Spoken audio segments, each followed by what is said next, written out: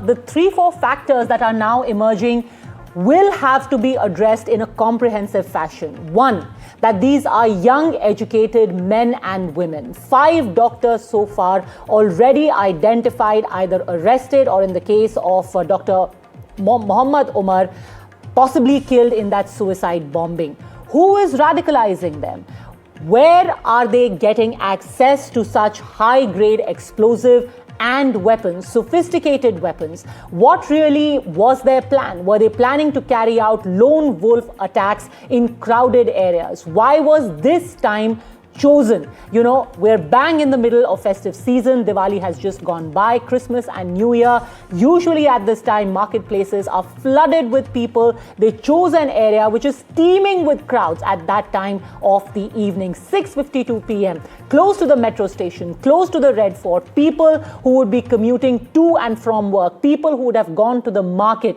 All of this needs to be factored in and also determine whether there are still accomplices, overground workers, underground workers who are still around associated to all of these people, which is why this review is going to be critical. All right, Vishal Vivek is also live with us. He is following the Home Ministry meeting that's going to be taking place at 11 a.m. Vishal, what are you hearing? We've already got the broad details of who will be attending this meeting. What are you picking up from your sources?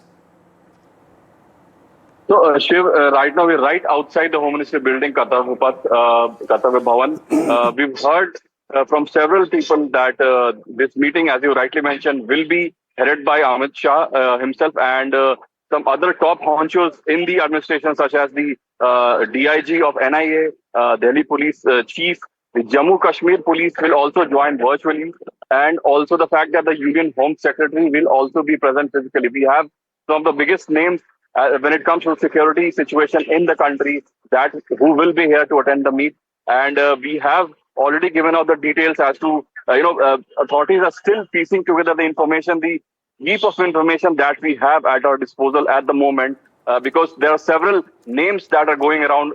There's Muhammad Umar that seems to have been killed in this suicide attack, this alleged suicide attack. There's another Umar who seems to be from JNK.